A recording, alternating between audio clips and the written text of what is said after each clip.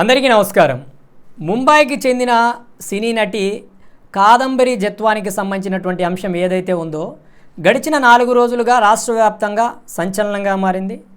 ఆమె ఇటీవల టీవీ5 మూర్తి గారితో జరిగినటువంటి ఒక ఇంటర్వ్యూలో ఆంధ్రప్రదేశ్ రాష్ట్రంలోని సీనియర్ ఐపీఎస్ అధికారులతో పాటు గత ప్రభుత్వ హయాంలో ప్రభుత్వ పెద్దలుగా ఉన్నటువంటి ప్రధాన వ్యక్తులపై ఒక తీవ్ర స్థాయిలో ఆరోపణలు చేశారు.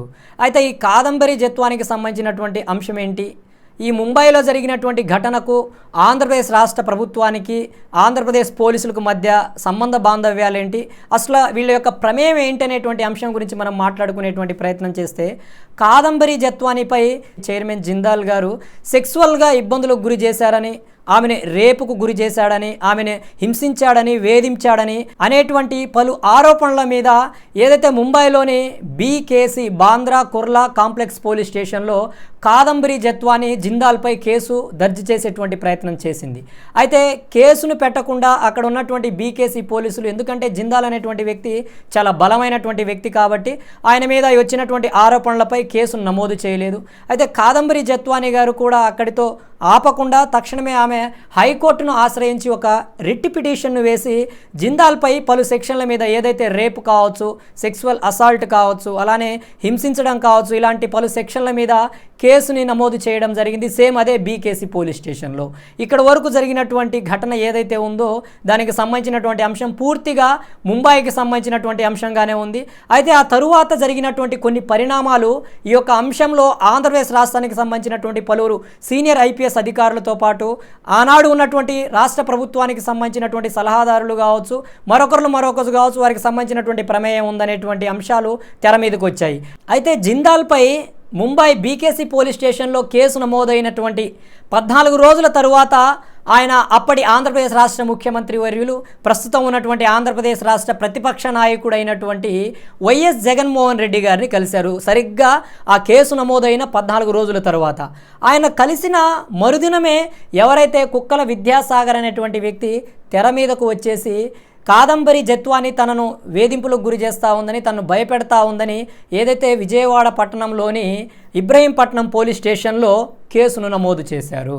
అయితే ఈ కేసు నమోదు అనంతరం ఏదైతే ఆ సమయంలో విజయవాడ నగర సిపిగా ఉన్నటువంటి కాంతిరాణా టాటా గారు కావచ్చు, అలానే అక్కడ విజయవాడ డీసీపీగా ఉన్నటువంటి విశాల్ గున్ని గారు, ఏదైతే అప్పుడున్నటువంటి రాష్ట్ర ముఖ్యమంత్రి వర్యులు వైఎస్ జగన్మోహన్ రెడ్డి గారి ప్రమేయంతో, అలానే సజ్జల రామకృష్ణారెడ్డి ప్రభుత్వ సలహాదారుడుగా ఉండి ప్రజాధనాన్ని లూటీ చేసినటువంటి వ్యక్తి సజ్జల రామకృష్ణారెడ్డి గారి యొక్క సలహా సూచనలతో కాదంబరి జత్వాని మీద కేసును నమోదు చేసి ఆమెను అనధికారికంగా అక్రమంగా ముంబైకి వెళ్ళేసి వేధింపులకు గురి చేసి హింసించి ఆమెను అక్రమంగా ముంబై నుంచి విజయవాడకు తరలించి రిమాండ్కు పంపించి, అలానే రిమాండ్ నుంచి బయటకు వచ్చిన తర్వాత కూడా ఆమెని కస్టోడియల్ టార్చర్తో పాటు ఒక ప్రైవేటుకు సంబంధించినటువంటి గెస్ట్ హౌసుల్లో నిర్బంధించి చాలా అంటే చాలా వేధింపులకు గురి చేశారని కాదంబరి జత్వాని టీవీ5లో జరిగినటువంటి ఇంటర్వ్యూలో చాలా స్పష్టంగా చెబుతూ చాలా బాధకు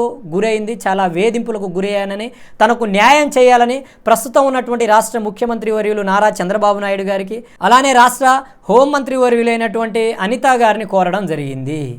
ఏంటి, జగన్మోహన్ రెడ్డి గారు ఒక రాష్ట్ర ముఖ్యమంత్రిగా ఉండి ఒక మహిళకు ఎక్కడో ముంబైలో జరిగినటువంటి ఇన్సిడెంట్ని తమ రాజకీయ స్వప్రయోజనాల కోసం ఏదైనా డబ్బు మరొక ఇతరితర కారణాల కోసం ఎవరైతే ఒక సినీ నటి అయినటువంటి కాదంబరి జత్వానిపై అక్రమంగా కేసు బనాయించి, ఈ రాష్ట్రంలో జరిగినటువంటి ఇన్సిడెంట్ కాదు, ఎక్కడో ముంబైలో జరిగినటువంటి ఇన్సిడెంట్కి ఇక్కడ ప్రమేయం లేకపోయినప్పటికీ ఆమె మీద కేసును నమోదు చేసి సెటిల్మెంట్ చేయాలనుకున్నాడనేది చాలా స్పష్టంగా అర్థమవుతా ఉంది.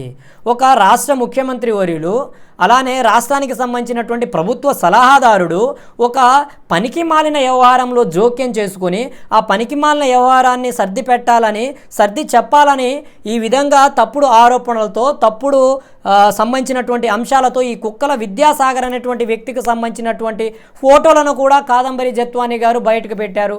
ఆయన అర్ధనగ్నంగా బట్టలు విప్పేసి, ఇటేం సంస్కృతి? వైఎస్ఆర్సీపీ పార్టీలో ఉన్నటువంటి నాయకులు అందరూ ఇలానే ఉన్నారే, ఒక్కరు కూడా సాంప్రదాయంగా సంస్కృతి సాంప్రదాయంగా లేరు.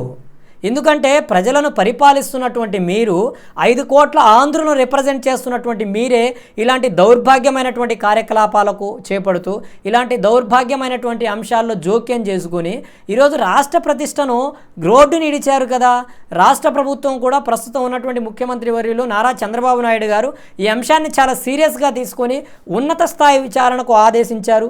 ఈ అంశంలో ఎంతటి వారున్నా సరే ఒక మహిళలను వేధింపులకు గురి చేసి ఇబ్బందులకు గురి చేసి ఆమె మీద సెక్సువల్గా అసాల్ట్ చేసినటువంటి వ్యక్తి, రేప్ అండ్ ఇబ్బందులకు గురి చేసినటువంటి వ్యక్తి జిందాల్ని రక్షించడానికి చేసినటువంటి కార్యకలాపాలు ఏవైతే ఉన్నాయో చాలా వర్ణాతీతమైనవి, చాలా బాధను కలిగించేటువంటివి. ఎందుకంటే ఒక తప్పు చేసినటువంటి వ్యక్తిని రక్షించడానికి సాక్షాత్తు ముఖ్యమంత్రి రంగంలో దిగడం ఏంటి? అలానే ప్రభుత్వ సలహాదారు సజ్జల రామకృష్ణారెడ్డి ప్రమేయం కూడా ఈ అంశంలో ఉందంట. ఏదైతే ఆమెను ఒక ప్రైవేట్ గెస్ట్ హౌస్లో బంధించి ఇబ్బందులకు గురి చేసేటువంటి సందర్భంలో ఆనాడు ఏదైతే విజయవాడ సిపిగా ఉన్నటువంటి కాంతిరాణ టాటా గారు కావచ్చు, అలానే డీసీపీగా ఉన్నటువంటి విశాల్ గున్ని గారు కావచ్చు, అసలు వీళ్ళు చేసేటువంటి ప్రయత్నాలు చూస్తే వీళ్ళని మించినటువంటి పోలీస్ ఆఫీసర్లు లేరు, వీళ్ళని మించినటువంటి నిజాయితీ పరులు రాష్ట్రంలో లేరనే విధంగా వీరు ఒక షో ఆఫ్ ఇచ్చారు గడిచిన 5 సంవత్సరాల్లో. ఇలాంటి అనేక ఇన్సిడెంట్లు ఒక్కొక్కటిగా తెర మీదకి వస్తున్నాయి. జగన్మోహన్ రెడ్డి గారు 5 కోట్ల ఆంధ్రులు మీకు పరిపాలన చేయమని గడిచిన 5 సంవత్సరాలుగా మీకు ప్రభుత్వ బాధ్యతలను ఇచ్చి మిమ్మల్ని అత్యధిక మెజారిటీతో గెలిపిస్తే మీరు చేసినటువంటి ఘనకార్యాలు ఇవి. జిందాల్ గారి మీద కేసు పెట్టిన 14 రోజుల తర్వాత ఆయన మిమ్మల్ని కలవడం ఏంటి? కాదంబరి జత్వాని మీద ఈ కుక్కల విద్యాసాగర్ అనేటువంటి వ్యక్తి కేసు పెట్టడం ఏంటి? ఆమెను మీరు అనాధికారికంగా అక్రమంగా ముంబై నుంచి విజయవాడకు తరలించడం ఏంటి? ఆమె మీద కేసు బనాయించి అక్రమంగా రిమాండ్కి పంపించడం ఏంటి? ఇవన్నీ చూస్తే మీకు సిగ్గనిపించట్లేదండి? ఇది సరైనటువంటి విధానం కాదు కదా. ఒక ముఖ్యమంత్రిగా ఆనాడు రాష్ట్ర ప్రజలతో పాటు రాష్ట్రంలో జరిగేటువంటి అన్ని కార్యకలాపాలకు బాధ్యత వహించవలసినటువంటి మీరు ఇలాంటి దౌర్భాగ్యమైనటువంటి కార్యకలాపాల్లో జోక్యం చేసుకున్నారంటే ఇది నిజంగా మీరు సిగ్గుపడవలసినటువంటి అంశం. తక్షణమే ఈ అంశానికి సంబంధించి మీరు కూడా వివరణ ఇవ్వాల్సినటువంటి అవసరం ఉంది. ఎందుకంటే ఆయన మీద కేసు పెట్టిన 14 రోజుల తర్వాత మిమ్మల్ని ఆయన జిందాల్ గారు కలిశారు. ఎందుకు కలిశారు? దీంట్లో రాజకీయ ప్రమేయం ఏదైనా ఉందా? లేదంటే ఈ కాదంబరి జత్వానికి సంబంధించినటువంటి అంశానికి సంబంధించి సెటిల్మెంట్ మీ దగ్గరకు వచ్చిందా అనేటువంటి అంశాలు కూడా ఈరోజు రాష్ట్ర వ్యాప్తంగా దుమారం రేగింది. రాష్ట్ర ప్రభుత్వం కూడా ఈ అంశాన్ని సీరియస్గా తీసుకొని కాదంబరి జత్వానికి సంబంధించినటువంటి అంశంలో సుదీర్ఘంగా విచారణ జరిపి లోతుగా విచారణ జరిపి ఎవరైతే ఈ అంశానికి సంబంధించి ఈ కుక్కల విద్యాసాగర్ కావచ్చు, లేకపోతే ఈ సీనియర్ ఐపీఎస్ అధికారులుగా చెప్పుకుంటున్నటువంటి ఎవరైతే విశాల్ గున్ని గారు కావచ్చు, కాంతిరాణ టాటాల మీద చర్యలు చేపట్టాలని నేను రాష్ట్ర ప్రభుత్వానికి విజ్ఞప్తి చేస్తూ ఉన్నాను.